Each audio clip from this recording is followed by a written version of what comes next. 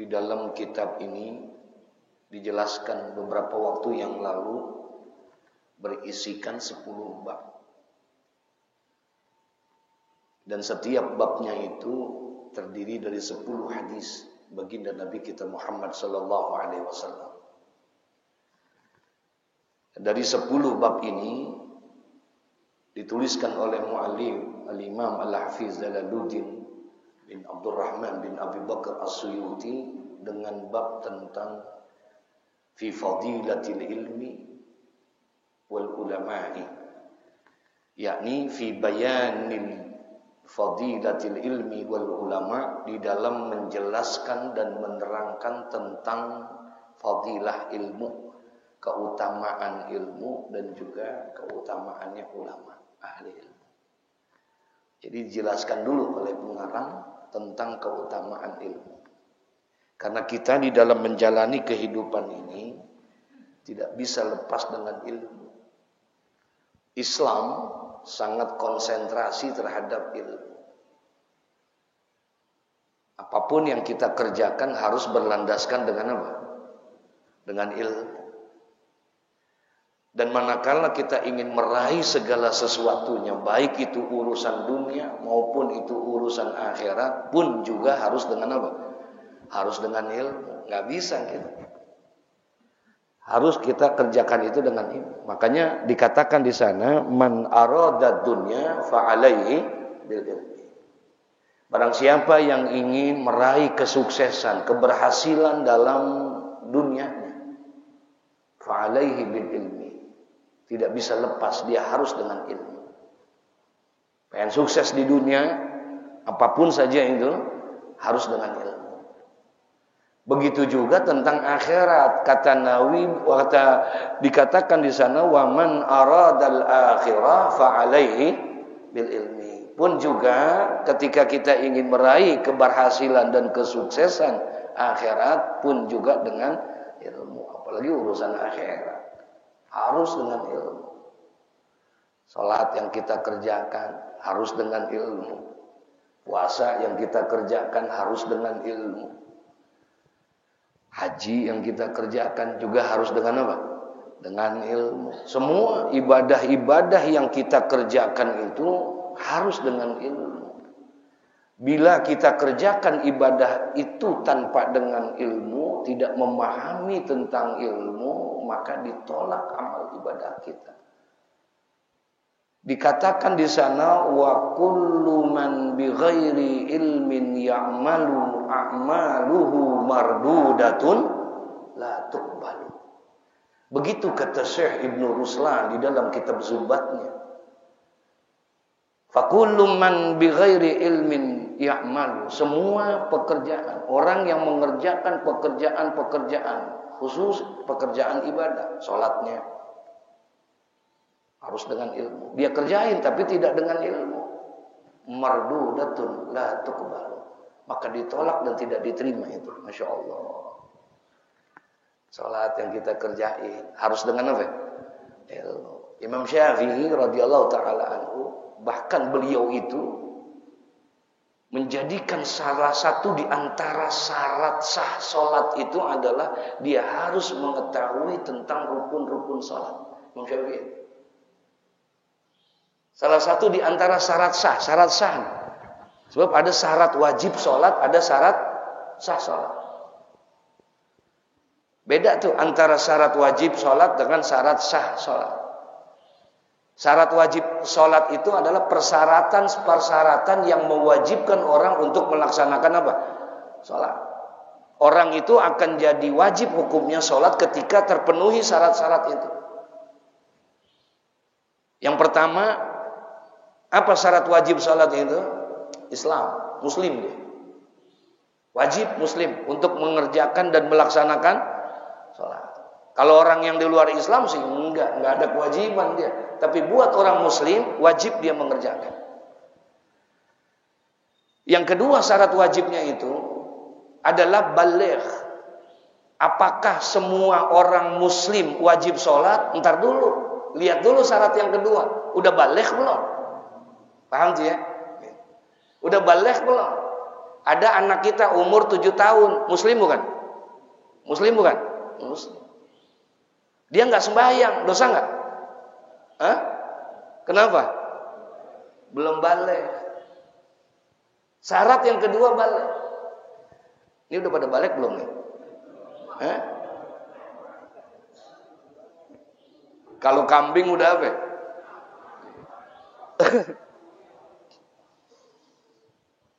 Apakah setiap orang muslim yang baligh itu wajib sholat? Belum tentu juga. Ada syarat yang ketiga. Apa?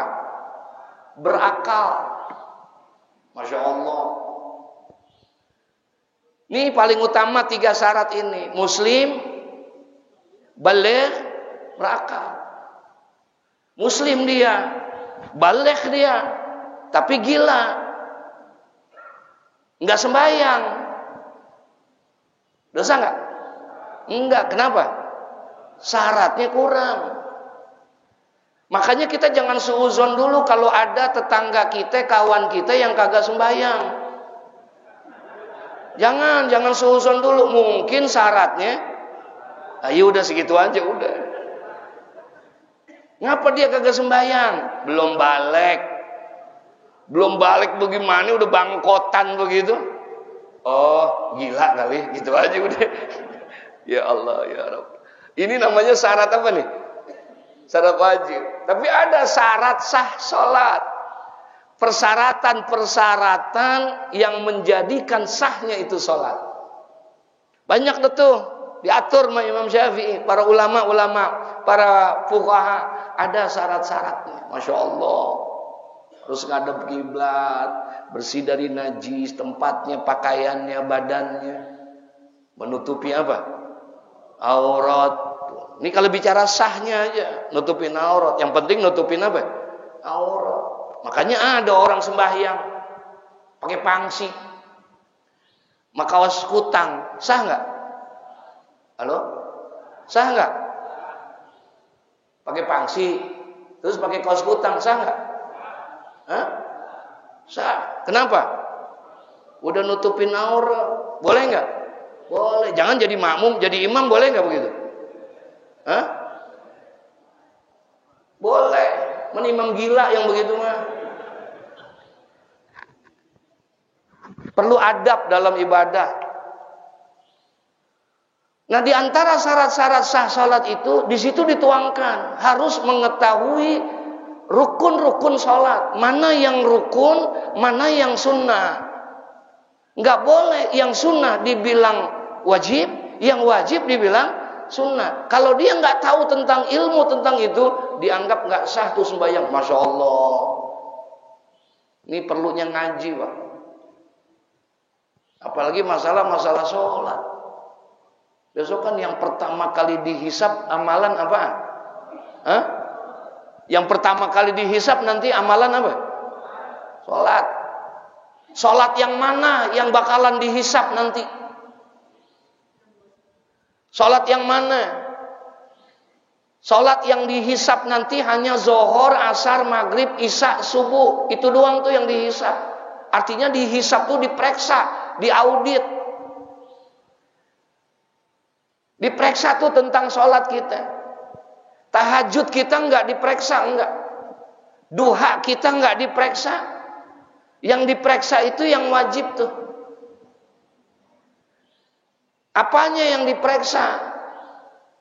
Semua tentang sholatnya dari awal hingga akhirnya, dari takbiratul ihram sampai salat. Dijalanin enggak tuh rukun-rukunnya, rukun kaulinya, rukun fi'linya, rukun qalbinya. Diperiksa tuh. Fatihahnya bagaimana, bacaannya bagaimana, Masya Allah. Ini kalau kisah andainya kita diperiksa, kira-kira banyak salahnya apa kagak kira-kira saudara? Halo? Hah? Banyak salahnya nggak kira-kira? Banyak. Apa iya masuk surga ini kalau begini? Masya Allah. Untung kita masuk surga bukan karena ibadah kita. Kita bisa masuk surga karena rahmatnya Allah Subhanahu wa ta'ala. Insya Allah. Untung untuk kita. Apalagi sembahyang berjamaah. Kayak begini. Bukan hanya sekedar pahalanya besar, Pak, tapi bentuk kesempurnaan dengan berjamaah itu jauh lebih besar diterimanya sembahyang kita. Gara-gara sembahyang apa? Berjamaah. Jangan bicara masalah pahalanya. Kalau pahalanya udah luar biasa. Salatul jamaah afdalu min salatil fardhi bisab'i wa isrina darajah. Sembahyang berjamaah 27 kali bandingannya dengan orang yang tidak berjamaah. Ntar ketemu nih dalam kitab ini betapa Sayyidina Abu Hurairah dipanggil sama Nabi. Apa kata Nabi? Ya abna Hurairah, sholli ma'al jamaah walau kunta jalisan. Sembahyanglah kamu dengan berjamaah sekalipun engkau sembahyangnya dengan apa? Duduk. Orang kalau sembahyang duduk, Pak, berarti ini orang sakit apa sehat? Hah? Sakit. Sekalipun engkau sakit, usahakan sembahyang dengan apa? Berjamaah. Subhanallah. Dia harus tahu tentang itu semua. Dengan apa? Ilmu. Ditolak tuh amal-amal kita.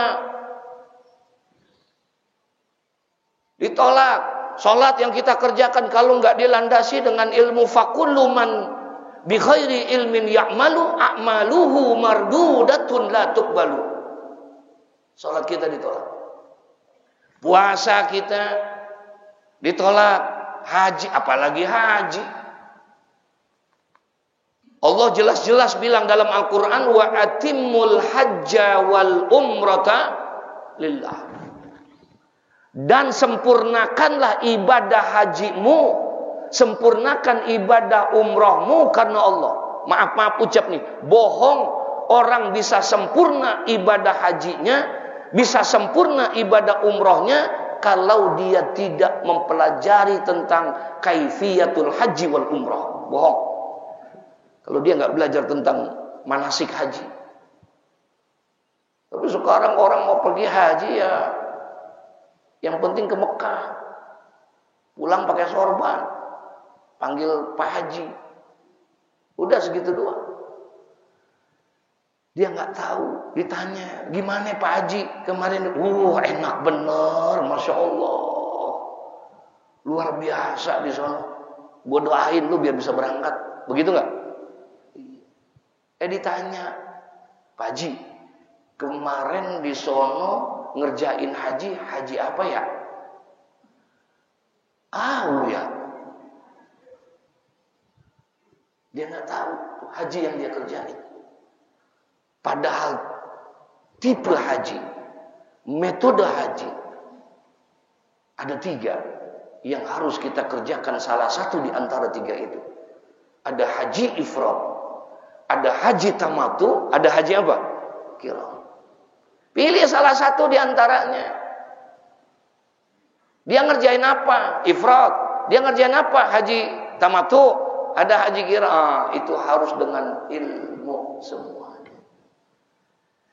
Makanya beruntunglah kita, Masya Allah, hadir ke majlis-majlis ilmu.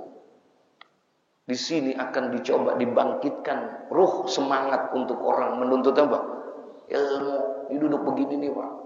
Jangankan kita, Pak, Jibril aja pengen banget begini nih. Jibril kenal sama Jibril.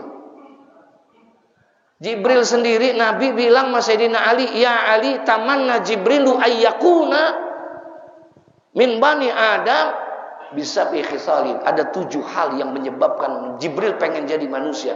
Jibril pengen banget jadi manusia. Kenapa? Karena ada 7 perkara katanya. Kalau dia jadi manusia, dia tidak akan tinggalkan itu semua. Dia akan jalanin 7 perkara ini. Kalau Jibril jadi apa? Jadi manusia. Apa? Yang pertama tadi, as-salawatul khamsi ma'al imam. Tuh, Jibril tuh. Kalau dia jadi manusia, kata Nabi, Jibril tuh pernah ngomong, kalau saya jadi manusia, saya tidak akan pernah tinggal sembahyang yang 5 waktu itu ma'al imam, bersama dengan imam. Artinya sembahyangnya apa? Masya Allah, Jibril aja pengen banget bayang berjamaah. Karena fadilahnya besar, karena keutamaannya besar. Kemungkinan diterima dan sempurnanya sholat dengan berjamaah besar. Contoh tadi kita sembahyang, berjamaah. 500 orang. Ada 500 orang enggak tadi? Kurang dikit deh. Taruh 100 orang sembahyang. Imam 1, makmum 99. Ternyata dalam sembahyang yang 100 orang yang khusyuk cuma 1 imam. Yang khusyuk hanya 1 imam. Yang 99 kagak khusyuk. Diterima tuh sembahyang gara-gara ada yang apa? Khusyuk. Padahal yang khusyuk imam. Atau sebaliknya kata Imam Syafi'i. Imam kagak khusyuk. Tadi imam khusyuk ya? Oh, bukan main tadi. Imam nggak khusyuk, tapi salah satu makmum di antara yang 99, nggak semua, 1 aja yang di antara 99 khusyuk, 1 orang diterima. Itu berkatnya berjamaah tuh. Padahal yang khusyuk cuma 1 doang. Bahkan ekstrimnya Pak, ekstrimnya kata Imam Syafi'i. Andai kata dalam sembahyang itu tidak ada satupun yang khusyuk, imamnya kagak khusyuk, makmumnya atu pun kagak ada yang khusyuk, semuanya nggak ada yang apa? Nggak ada yang khusyuk, tetap diterima itu sembahyang. Kapan dilihat softnya lurus dan rapat atau tidak? Masya Allah. Dilihat softnya tuh. Makanya sunnah bagi imam sebelum sembahyang istawu sufufakum, lurusin, rapatin. Sunnah tuh bagi imam ngucapin itu. Dilihat dulu sop yang pertama, nggak usah semua, sop yang pertama aja. Sebab sop kedua ngikutin kepada sop yang pertama, begitu seterusnya. Insya Allah ya Rabbana. Nah ini semua harus dilakukan dengan apa? Ilmu. Nggak bisa kalau tanpa dengan ilmu. Ya, Masya Allah. Qala Nabi sallallahu alaihi wasallam li Ibni Mas'udin radhiyallahu anhu, ya Abna Mas'ud, julusuka sa'atan fi majlisil ilmi, la tamassu qalaman wa la taktubu harfan, khairul laka min itki alfi raqabatin, wa nazaruka ila wadhil alim, khairul laka min alfi farasin tasaddaqta biha fi sabilillah, wa salamuka alal alimi khairul laka min ibadati alfi sanatin. Masya Allah. Mengawali hadis yang pertama di bab tentang fadilatil ilmi, tentang keutamaan ilmu ini, qala Nabi sallallahu alaihi wasallam, bersabda Nabi kita Muhammad sallallahu alaihi wasallam li Ibni Mas'ud. Berkata Nabi kepada sahabatnya yang bernama Ibnu Mas'ud radhiyallahu taala anhu. Seorang sahabat Nabi sallallahu alaihi wasallam dari generasi muda. Ibnu Mas'ud, ya, orang yang cukup dekat dengan Nabi sallallahu alaihi wasallam. Bahkan dia diberikan selalu memegang amanah Nabi Muhammad. Orang yang jujur, orang yang selalu mendampingi Nabi kalau Nabi bangun di waktu malam, tahajud, dia yang tukang nuangin air untuk berwudunya, berkhidmat dia. Ini kepada Nabi Muhammad sallallahu alaihi wasallam. Sebenarnya memang postur tubuhnya rada beda dengan orang-orang Arab pada umumnya. Ibnu Mas'ud, dia orangnya kecil, enggak setinggi yang lain-lainnya.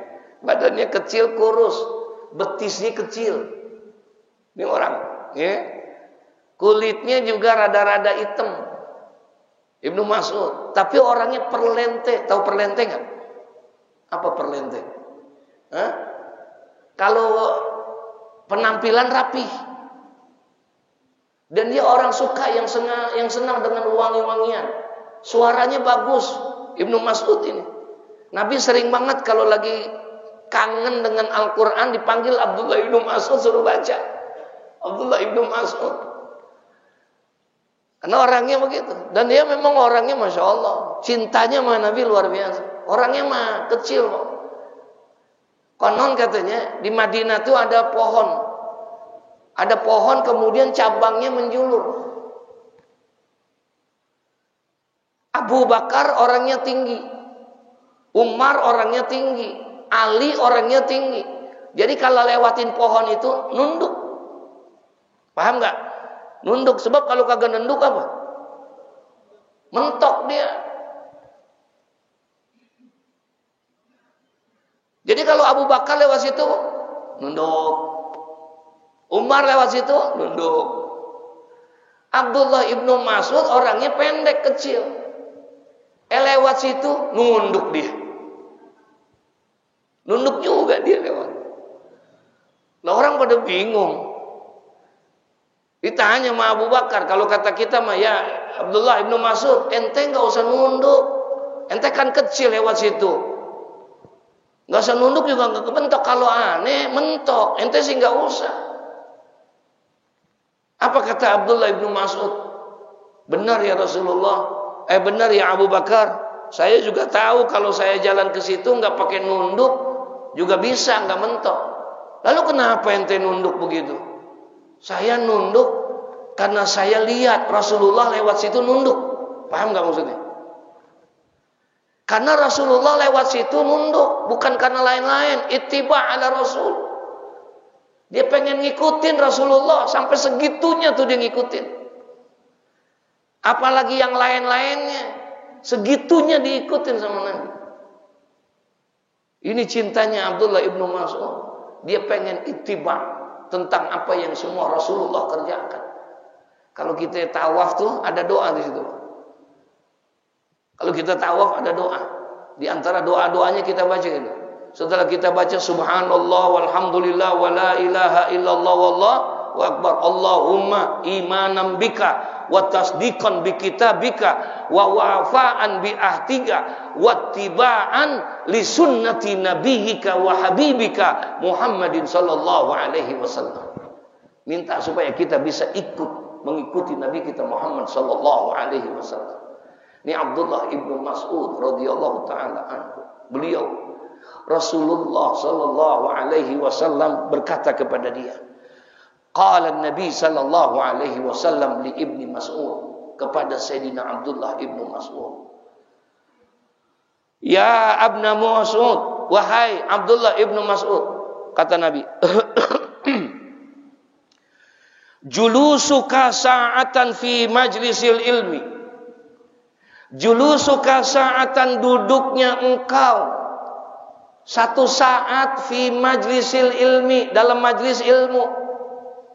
Duduknya kamu di dalam majlis ilmu saatan, baik itu lailan au naharan, baik itu di waktu malam ataupun di waktu siang. Dia ngaji, ikut hadir ke majlis ilmu, nggak lama, saatan, satu saat aja. Dia ngaji nih sama di majlis ilmu. Duduknya kamu di dalam satu majlis ilmu, la tamassu qalaman, engkau tidak bawa pulpen, wala taktubu harfan, dan juga kagak nulis satu huruf pun gak nulis. Ibu gimana mau nulis, pulpennya aja kagak bawa. Imam Malik kaget ngelihat Imam Syafi'i ngaji Imam Malik, kagak bawa pulpen, tapi tangannya kayak nulis. Setiap ucapan gurunya ditulis gitu. Padahal kagak pakai apa? Nggak pakai pulpen. Sampai ditanya sama Imam Malik, kalau kata kita Syafi'i, ente kan kagak bawa pulpen, ente nulis apa? Kenapa ingatannya lebih tajam? Sebab kalau orang belajar timbang dengerin doang sama menulis beda. Lebih tajam tuh. Dengan menulis juga lebih kena. Masya Allah, tuh Imam Syafi'i. Nah, ada orang kata Nabi, duduknya dia seseorang itu di dalam satu masjid tanpa bawa pulpen, tanpa memegang pulpen dan tidak menulis satu huruf pun, ya, khairul laka min idki alfi raqabatin. Itu yang kayak begitu tuh, ngajinya bawa buku enggak? Halo? Bawa buku enggak? Bawa pulpen enggak? Nulis enggak? Timbang ngapain? Hah? Timbang ngapain? dengerin, timbang duduk doang. Itu juga duduknya senderan. Ya, timbang duduk doang dia. Tuh orang yang modal kayak begitu kata Nabi, khairul laka min itqi alfi raqabatin. Itu jauh lebih baik daripada orang yang memerdekakan 1000 budak. Masya Allah. Nilai ganjarannya di hadapan Allah itu lebih baik daripada orang yang memerdekakan 1000 budak. Satu budak nih Pak, kata ulama tuh harganya seukuran 2 ekor onta. Onta tuh kurang lebih harganya itu 12.000 real. Kalau 12.000 real berapa duit itu? Hampir 50 juta. Satu onta. Satu budak harganya 2. Taruh 40 juta. Berarti kalau 2 budak berapa? 80 juta. Bapak pernah sedekah 80 juta? Halo? Halo? Emang kelihatan sih tampangnya. Kita belum bisa bersedekah 80 juta. Kalah kita sama Abu Lahab. Abu Lahab sedekahnya tuh minimal kayak begitu. Kapan? Ketika dia pernah mendengar gembira ketika Aminah melahirkan Nabi Muhammad, saking girangnya dia merdekakan budaknya dia. Berarti harganya 80 juta, sedekahnya 80 juta. Kalau kita belum sampai segitu, kalah kita sedekahnya sama siapa? Abu Lahab. Masya Allah. Kita belum sanggup tuh kayak begitu. Tapi kata Nabi, julusuka fi majlisil ilmi, saatan, duduknya kamu di dalam majlis ilmu, walaupun hanya 1 saat, khairul laka min itqi alfi raqabatin. Itu jauh lebih baik nilainya di sisi Allah daripada orang yang bersedekah bukan seorang budak, tapi berapa? 1000 budak. Nilainya begitu besar. Padahal mah kayak begini doang ya Pak. Tapi di sisi Allah, karena tidak ada majlis yang paling utama di hadapan Allah kecuali adalah majlis-majlis ilmu seperti ini. Ini majlis min a'zamil ibadah. Di antara ibadah yang paling besar ibadah adalah menuntut ilmu. Ini dia.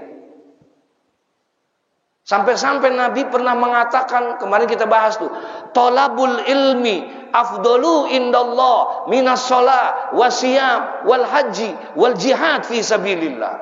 Menuntut ilmu itu lebih utama di sisi Allah daripada sholat, daripada puasa, daripada haji. Masya Allah. Sebenarnya berat Pak untuk bisa datang begini. Berat nggak? Berat nggak? Berat. Apalagi pagi-pagi begini. Kalau di lain-lain sih susah. Di sini aja emang warganya ahli ibadah semua.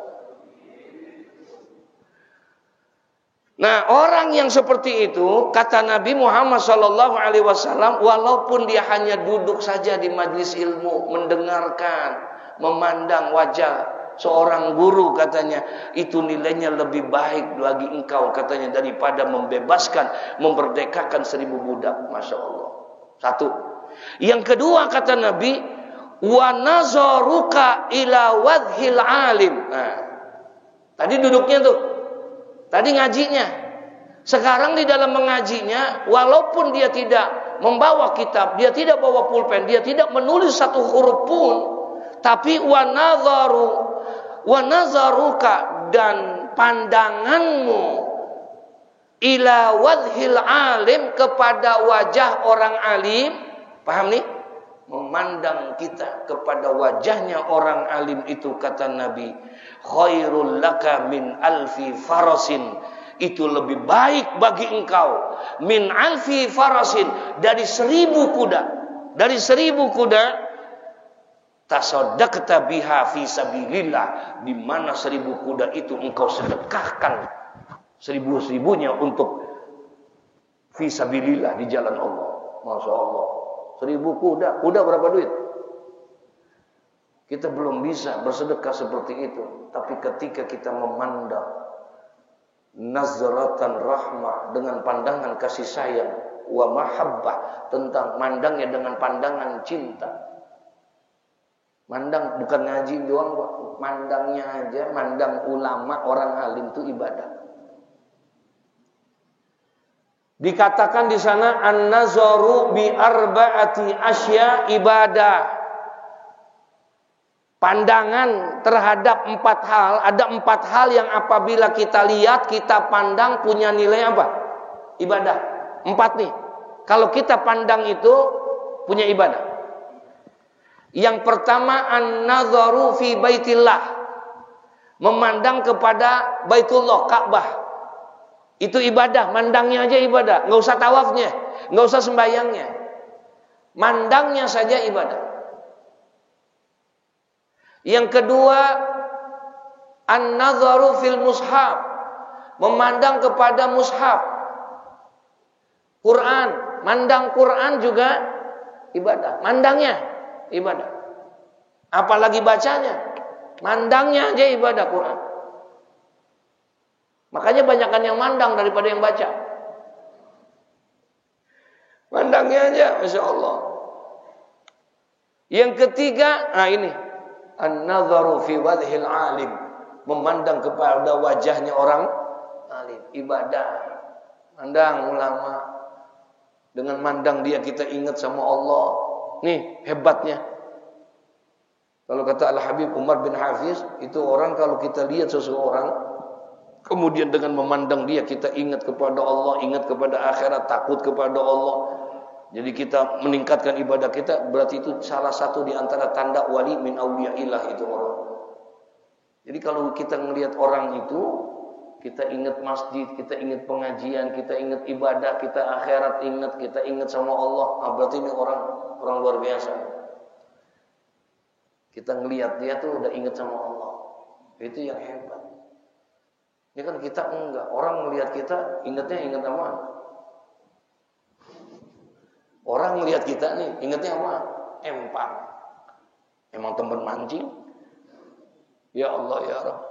Astagfirullah. Kata Nabi Muhammad yang keempat katanya an-nazaru fi wajhi walidayhi. Pertama mandang Ka'bah, yang kedua mandang Quran, yang ketiga mandang ulama, yang keempat memandang wajah kedua orang tua kita juga ibadah. Mandang wajah orang tua kita ibadah. Al-Imam Ahmad Al-Hashimi dalam kitab Mukhtarul Ahadits An-Nabawiyah menuliskan satu hadis, ma min rajulin yanzuru ila wajhi walidayhi. Tidak ada di antara seseorang yang memandang dia kepada wajah kedua orang tuanya nazratan rahmah, dengan pandangan kasih sayang. Paham maksudnya? Tidak ada di antara seseorang yang memandang wajah ayahnya, memandang wajah ibunya nazratan rahmah, dengan pandangan cinta, dengan pandangan kasih sayang, illa kataballahu biha lahu hajjatan maqbulatan mabrurah, kecuali Allah akan berikan kepada dia pahala sebagaimana orang yang mengerjakan hajinya mabrur dan diterima oleh Allah Subhanahu wa taala dengan berbuat baik kepada orang tua. Jadi kita bisa mendapatkan haji yang mabrur, mendapatkan pahala haji yang mabrur meskipun tidak wukuf di padang Arafah. Kita bisa mendapatkan pahala haji yang mabrur, tidak mesti harus tawaf di Baitullah, dengan berbakti kepada kedua orang tua. Insya Allah kita akan diterima, insya Allah. Selanjutnya, waqala Rasulullah sallallahu alaihi wasallam, katanya, wa nazaruka ila wajhil alim, dan memandang pandanganmu kepada wajahnya orang alim, khairul laka min alfi farasin, lebih baik bagi engkau daripada 1000 ekor kuda, tasaddaqta biha fi sabilillah, yang engkau sedekahkan dia, yang 1000 kuda itu engkau sedekahkan fi sabilillah, di jalan Allah Subhanahu wa taala. Wa salamuka 'alal alim, dan perhatianmu terhadap orang alim, mensejahterakannya engkau dengan kepada orang alim, ya, memberikan keselamatan kepada orang alim, itu khairul laka lebih baik bagi engkau itu min ibadati alfi sanatin, lebih baik bagimu daripada ibadah ya 1000 tahun. Masya Allah. Kita penghormatan kepada para ulama, mandangnya ibadah, apalagi kita memperhatikan para ulama.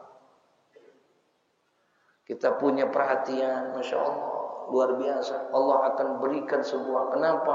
Karena ulama itulah laula murabbi ma araftu rabbi. Kalau bukan karena para ulama, tidak akan mungkin kita bisa kenal siapa Tuhan kita. Kita enggak kenal siapa Tuhan kita kecuali adalah berkat jasa dan perjuangannya para ulama. Kita bisa sembahyang dengan baik dan benar sebagaimana sembahyangnya Nabi Muhammad. Kita bisa puasa dengan baik dan benar sebagaimana puasanya Nabi Muhammad. Kita bisa haji dengan baik dan benar sebagaimana hajinya Nabi Muhammad. Itu bukan langsung dari Nabi Muhammad.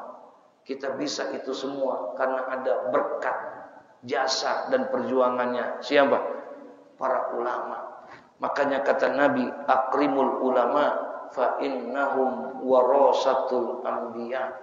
Muliakanlah oleh kamu akan ulama karena sesungguhnya mereka itu adalah ahli warisnya para nabi. Faman akramahum, barang siapa yang memuliakan ulama, maka sungguh dia telah memuliakan Allah dan memuliakan Rasulullah, insya Allah. Jadi hadis yang pertama, ibadatun alfi sanatin, itu lebih baik daripada orang yang beribadah 1000 tahun. Faqala sallallahu alaihi wasallam al-hadisus tsani ila akhiri wallahu alam bisawab. Satu hadis dulu.